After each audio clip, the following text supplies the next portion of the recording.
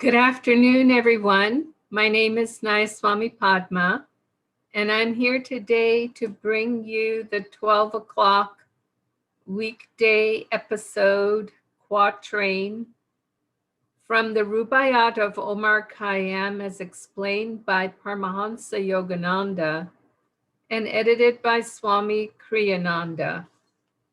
Today we're on quatrain 20, and let me just find the right page here. Ah, my beloved, fill the cup that clears today of past regrets and future fears. Tomorrow?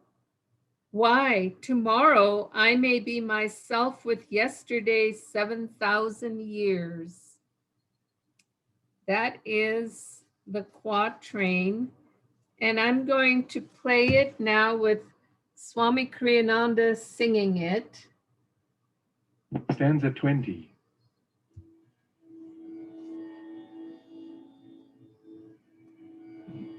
Ah, my beloved, fill the cup that clears today of past regrets and future fears. Tomorrow, why tomorrow I may be myself with yesterday's 7,000 years. Paraphrase. Ah, my beloved, fill the cup of my mind with the ambrosia of bliss that flows from the cask of ecstasy. Only in union with thee will my awareness of past errors and my fear of the evil they could bring me in future be dispelled. Delay me no longer as I seek the beloved. Tomorrow I may depart this body forcibly, my atoms strewn among a past of countless forms. Intoxicate me, yes, even today, with divine devotion.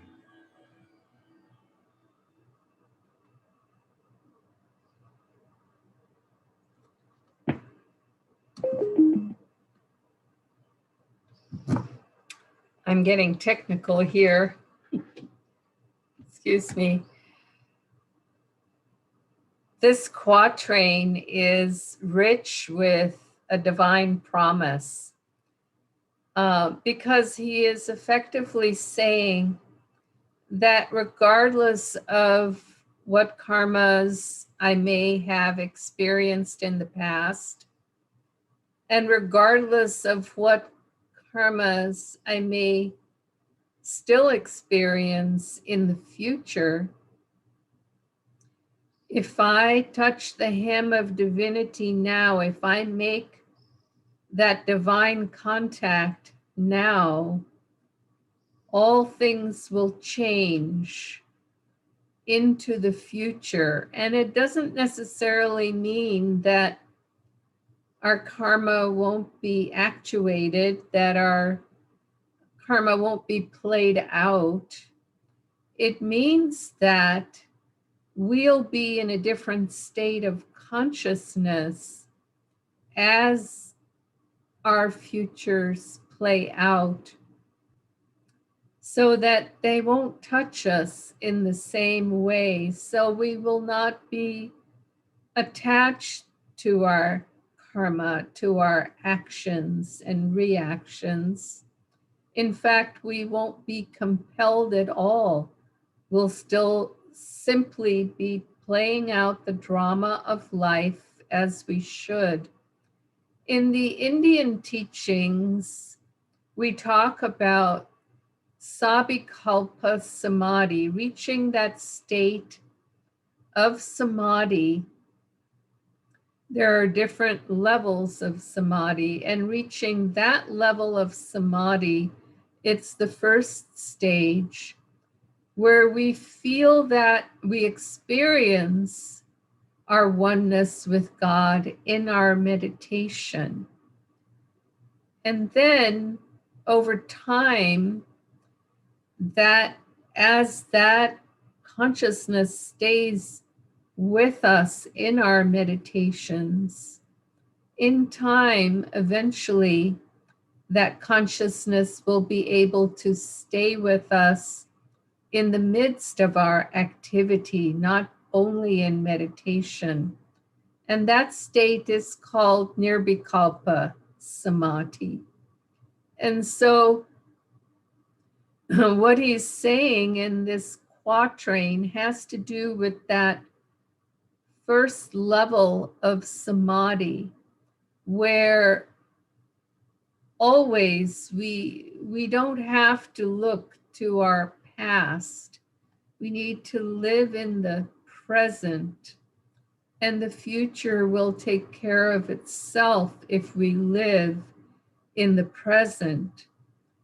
And so, in living in that presence, when we experience the higher states of samadhi, or even if we briefly only go breathless, if we briefly touch that hem of God, which is an expression that I just love, then everything in the future will change, because we will see it through the eyes of the divine. They say in the teachings in India also that when the highest states of freedom are attained, and if there is still karma remaining to be played out, it will be as if looking at a movie and watching it play out. It'll be as we will see ourselves as the actor in the drama of life, but we won't be attached to that. I'm afraid I'm one of those people, when I watch a movie, even if I watch it many times over and I know exactly what's going to happen, I still get tight in my stomach if there's suspenseful scenes. You know, imagine how much more so we do that when we are watching the drama of our own life. And so, what he's talking about in this quatrain is something that we all realize on a certain level, to some degree, that there are stages of awareness, of divine awareness, and that once we decide to put our foot on the spiritual path, that we want to know God and to love God, then from that moment forward, we see life through that lens.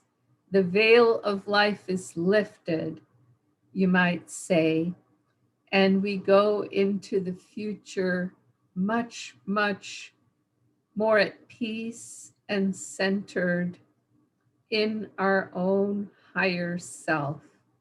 So that's today's quatrain 20 from the Rubaiyat of Omar Khayyam as explained by Paramahansa Yogananda. Joy to you, and we'll see you again tomorrow. Bye-bye now.